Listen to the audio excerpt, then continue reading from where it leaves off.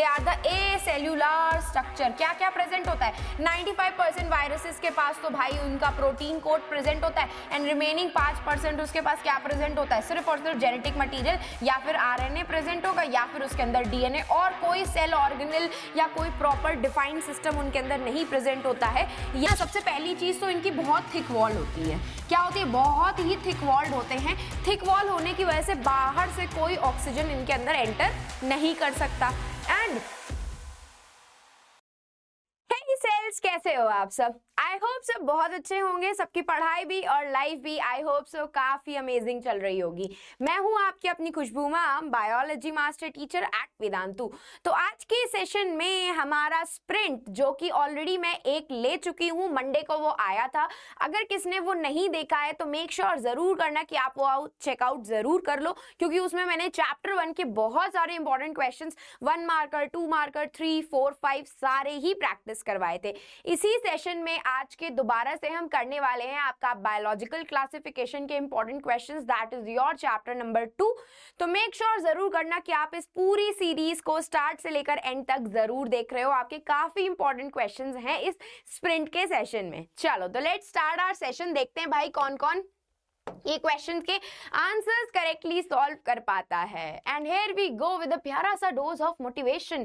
Think big, trust yourself and make it happen. Exactly, think big, बड़ा बड़ा सोच करके आपने जो नीट एस्पिरेंट्स बनने का मौका आपको मिला है, बस इस नीट जर्नी को अच्छे से गिव अप मत करिएगा बिल्कुल भी।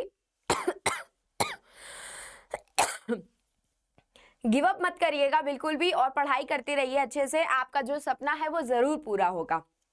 चलो तो let's start our session.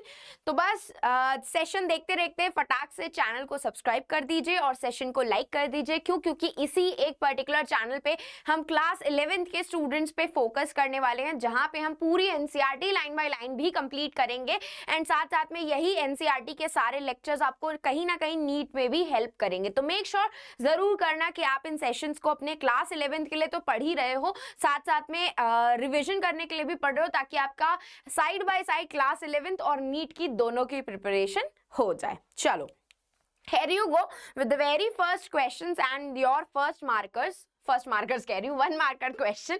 Which of these is not a mode of reproduction in bacteria? तो बैक्टीरिया आपका जनरली किससे डिवाइड कर सकते हैं? बाइनरी फिजन से रिप्रोड्यूस कर सकते हैं आपके।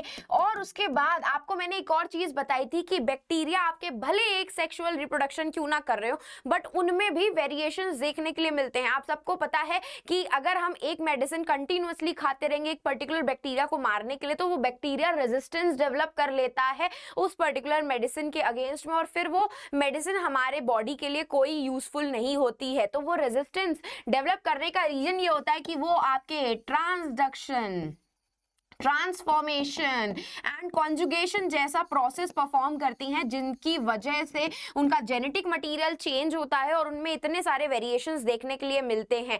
तो binary fission, transduction, transformation and conjugation are some of the processes जो वो परफॉर्म करती है for the process of reproduction. तो C is the correct answer, क्योंकि बडिंग प्रोसेस नहीं देखा जाता है आपके बैक्टीरिया में, बाकी सारे प्रोसेसेस आपके देखे जाते हैं। चलो नेक्स्ट आ जाते हैं।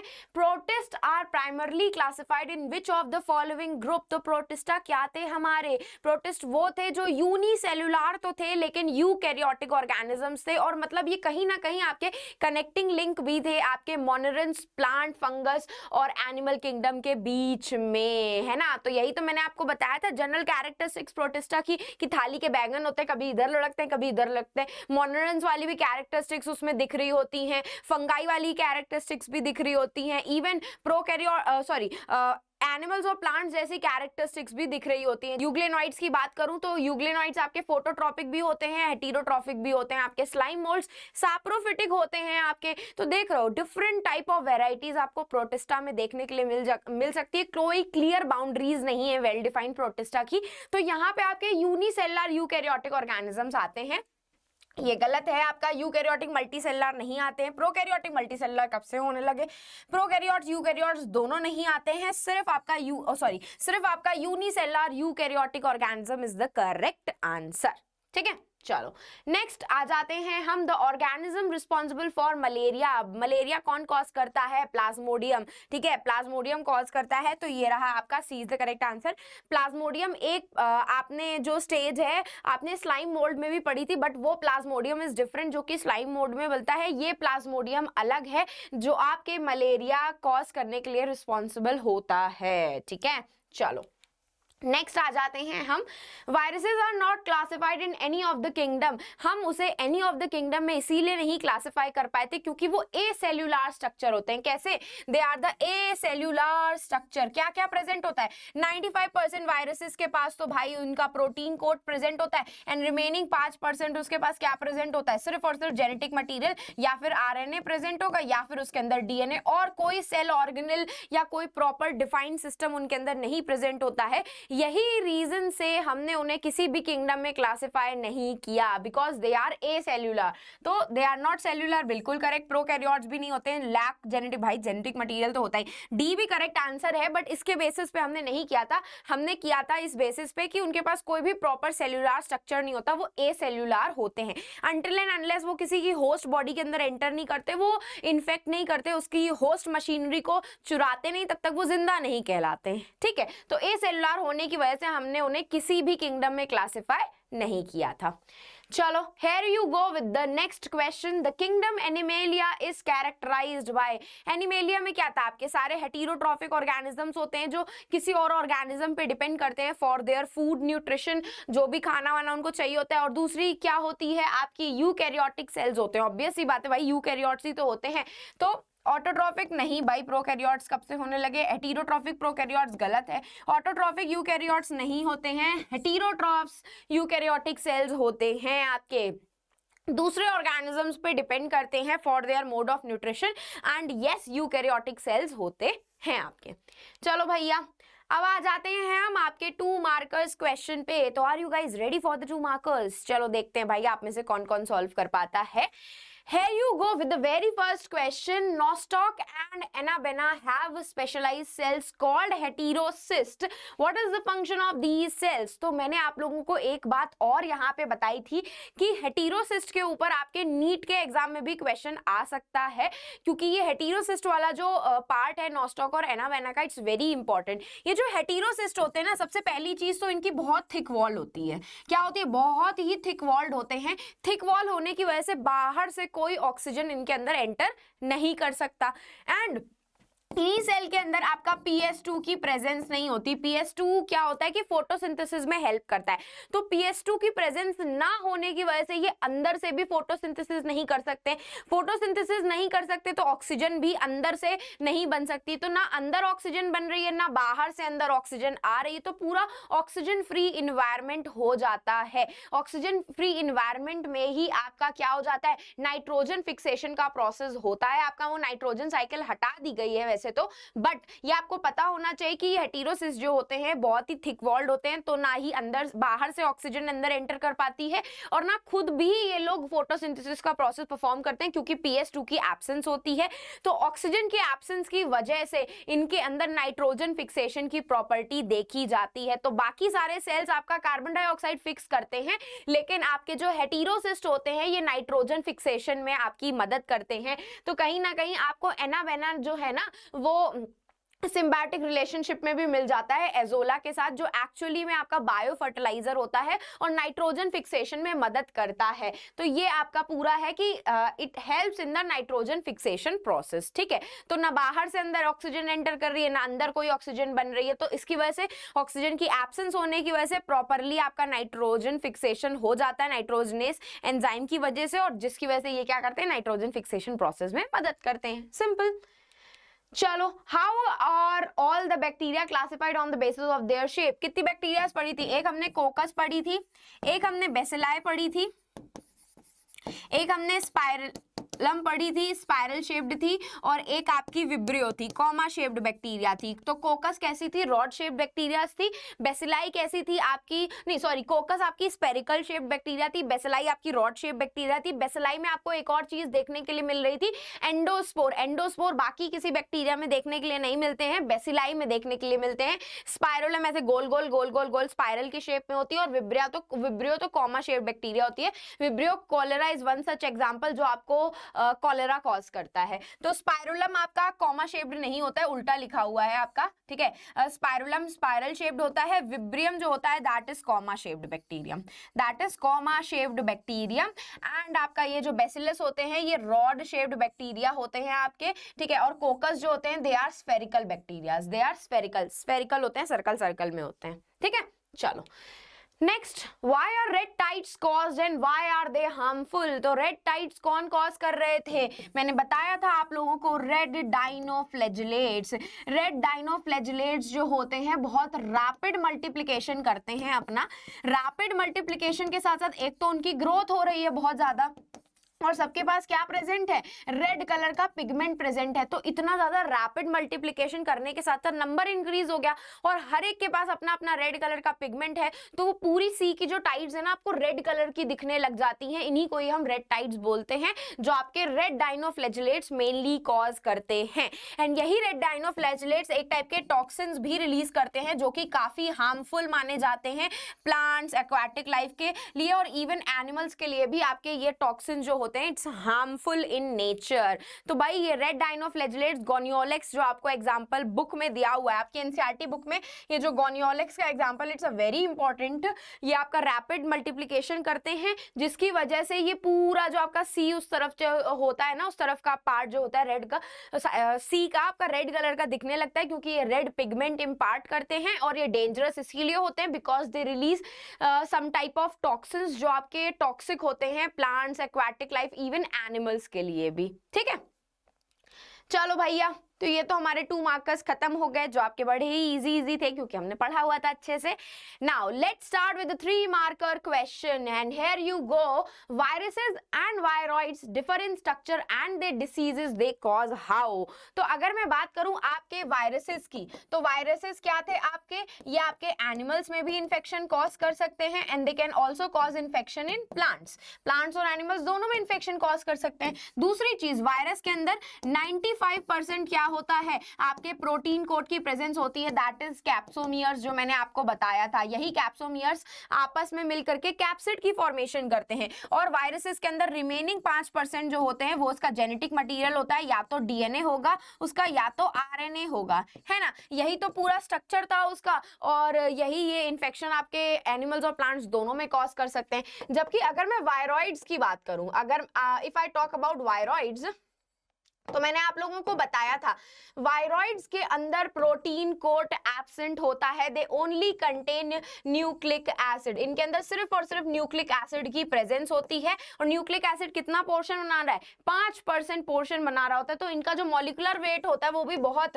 लो मॉलिक्यूलर वेट होता है compare to viruses. And viruses जहां पे आपके एनिमल्स और प्लांट्स दोनों में इन्फेक्शन कॉज कर रहे थे, वायरॉइड सिर्फ और सिर्फ आपके प्लांट इन्फेक्शन कॉज करते हैं, प्लांट्स में डिसीजेस कॉज करते हैं। तो इस तरीके से ये दोनों के बीच में कितना ज्यादा डिफरेंस हो गया। वायरसेस आरएनए और डीएनए दोनों हो सकते हैं, इनके पास प्रोटीन कोट की प्रेजेंस होती है, जबकि वायरॉइड्स जो होते हैं वो फ्री आरएनए मॉलिक्यूल्स होते हैं, लो मॉलिक्यूलर वेट होता है, और कोई भी प्रोटीन कोट की प्रेजेंस नहीं होती है। वायरॉइड्स कंपैरेटिवली स्मॉलर होते हैं, और वायरसेस जो होते हैं वो आपके प्लांट्स और एनिमल्स दोनों को इन्फेक्ट कर सकते हैं, जबकि वायरॉइड्स जो होते हैं वो सिर्फ और सिर्फ आपके प्लांट्स को इन्फेक्ट करते हैं, ठीक है।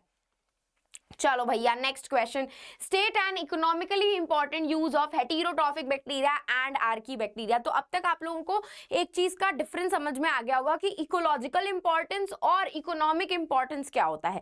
इकोलॉजिकल इंपॉर्टेंस कहीं ना कहीं नेचर से रिलेटेड है, मतलब ऐसी इंपॉर्टेंस जो नेचर को फायदा दे रही है, ऐसी बैक्टीरिया या ऐसे ऑर्गेनिजम्स जो नेचर को फायदा दे रहे हैं, और ऐसे ऑर्गेनिजम्स जो इकोनॉमिकली मतलब हमको फायदा कर रहे हैं, that is known as the economical importance. तो हेटेरोट्रॉफिक बैक्टीरिया में मैंने कुछ बहुत बैक्टीरिया आपको बताए थे जो नाइट्रीफाइंग बैक्टीरिया होते हैं, मतलब नाइट्रोजन फिक्सेशन में मदद कर रहे थे, है ना। नाइट्रोजन फिक्सेशन भी तो is one of the important part, क्योंकि जब नाइट्रोजन मिलेगी प्लांट्स को तभी तो अच्छे से ग्रो कर पाएंगे, क्योंकि नाइट्रोजन भी उनको चाहिए होता है फॉर ग्रोथ के लिए। एंड साथ साथ में आपने कर्ड की बैक्टीरिया पढ़ी है जो आपकी क्या करती है, मिल्क को कर्ड में कन्वर्ट, लैक्टोबैसिलस के बारे में पढ़ा है ना, जो आपके मिल्क को कर्ड में कन्वर्ट करने में हेल्प करती है, दैट इज द लैक्टोबैसिलस। ये भी तो आपकी भाई हेटेरोट्रॉफिक बैक्टीरिया है ना। तो ये बैक्टीरिया कुछ बहुत ऐसे हैं, और कुछ बहुत ऐसे बैक्टीरिया भी होते हैं जो आपके मेडिसिन के प्रिपरेशन में भी मदद करते हैं, मेडिसिन बनती हैं उन सारे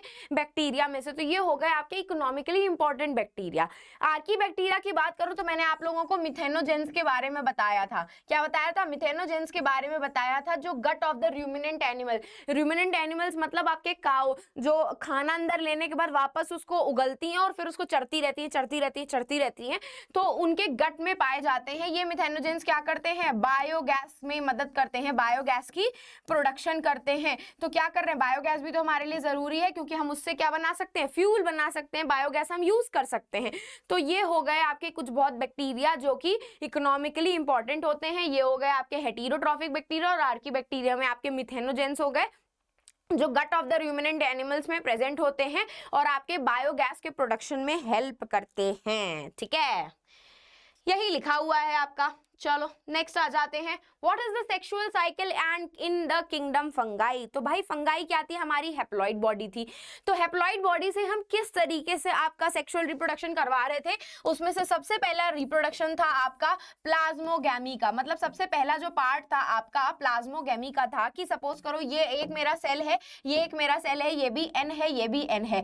तो आपका जनरली हम सबसे पहले जब अगर हमको डिविजन करवाना होता है या सेक्सुअल रिप्रोडक्शन करवाना होता है तो पहले न्यूक्लियस डिवाइड होते हैं। क्या होते हैं? पहले न्यूक्लियस डिवाइड होते हैं और उसके बाद साइटोप्लाज्म डिवाइड होता है। यहाँ पे उल्टा होता है ना, यहाँ पे उल्टा होता है। यहाँ पे सबसे पहले प्लाज्मोगैमी होता है। प्लाज्मोगैमी का मतलब होता है कि आपके दो कोई गैमीट है, इन दो गैमीट का साइटोप्लाज्म आपस में फ्यूज होगा। क्या होगा? इन दोनों का आपस में साइटोप्लाज्म फ्यूज होगा, न्यूक्लियस नहीं फ्यूज होता है, साइटोप्लाज्म फ्यूज होगा और ये क्या बना देंगे? 2n structure, that is zygote की फॉर्मेशन कर देंगे।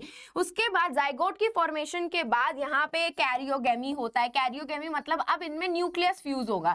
तो जनरली पहले न्यूक्लियस फ्यूज होता है फिर साइटोप्लाज्म फ्यूज होता है। फंगस में ऐसा नहीं होता है, फंगस में पहले उनका साइटोप्लाज्म फ्यूज होता है और साइटोप्लाज्म फ्यूज होने के बाद उसमें न्यूक्लियस फ्यूज होता है और ये क्या बना लेता है? जाइगोट 2n स्ट्रक्चर बना लेता है। लेकिन हमारा भाई फंगस क्या है? वो तो हैप्लॉइड बॉडी है, एन है।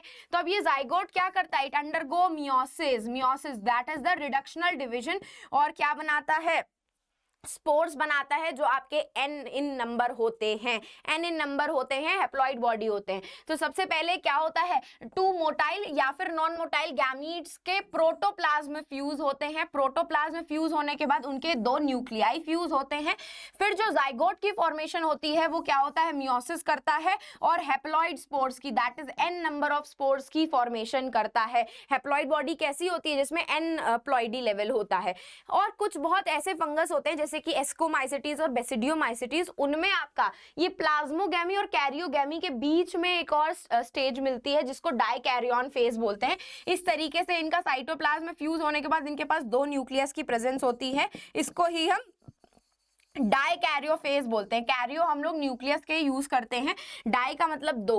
ऐसा फेज जिसमें 2 न्यूक्लियस की प्रेजेंस होती है, तो that is actually present in ascomycetes and basidiomycetes. ये आपके 2 फंगस है जिनमें प्लाज्मोगैमी और कैरियोगैमी के बीच में आपका ये फेज देखा जाता है डाइकैरियन का, जहां पे 2 न्यूक्लियस प्रेजेंट होते हैं। साइटोप्लाज्म फ्यूज होने के बाद उसके अंदर 2 न्यूक्लियस की प्रेजेंस होती है। ठीक है, चलो भैया, तो ये तो हो गया हमारा। अब हम स्टार्ट करते हैं आपके 4 मार्कर क्वेश्चन। तो भाई 4 मार्कर क्वेश्चन में तो ये बहुत बड़ा सा हमारा केस बेस्ड क्वेश्चन आ जाते हैं। केस बेस्ड क्वेश्चन में तो बहुत बड़ा सा केस है, तो हम डायरेक्ट अपने किस पे आ जाते हैं? क्वेश्चंस पे आ जाते हैं। Dash bacteria is responsible for formation of biogas from cow dung और ऑर्गेनिक वेस्ट। तो मैंने आपको बताए थे मिथेनोजेंस, या फिर मिथेनोजेंस किसकी कैटेगरी में आते हैं? आर्की बैक्टीरिया की कैटेगरी में आते हैं जो बायोगैस का प्रोडक्शन करते हैं। Dash flash bacteria that can grow and thrive in salty area. So हमारे एसिडोफाइल्स, हेलोफाइल्स और थर्मोफाइल्स आपके आर्की बैक्टीरिया थे। ये सब क्या थे आपके जो एक्सट्रीम कंडीशंस में रहते हैं, तो जो सॉल्टी एरियाज में रहते हैं that are known as halophiles, जो एक्सट्रीम सॉल्टी कंडीशंस में रहते हैं। The true bacteria are characterized by, जिसके पास प्रॉपर सेल वॉल होगी और प्रॉपर फ्लैजिला की प्रेजेंस होगी, that is known as the true bacteria. Cell wall की प्रेजेंस होगी और क्या प्रेजेंस होगा, फ्लैजिला की प्रेजेंस होगी, उनको हम ट्रू बैक्टीरिया की कैटेगरी में कंसिडर कर देते हैं। Name the eubacteria which also referred as blue green algae. तो साइनोबैक्टीरिया को हम कहते हैं blue green algae. Cyanobacteria is known as blue green algae, जिसके दो एग्जांपल आपकी बुक में गिवन है, दैट इज एनावेना and nostoc. What is the thermoacidophile? अभी मैंने बताया थर्मोएसिडोफाइल्स वो होते हैं जो आपके एक्सट्रीम गर्म कंडीशन में रहते हैं, मतलब खतरनाक गर्म है टेम्परेचर, वहां का हाईएस्ट टेम्परेचर है, तो वो होते हैं आपके thermoacidophiles are the bacteria that can survive and grow in extreme hot temperature.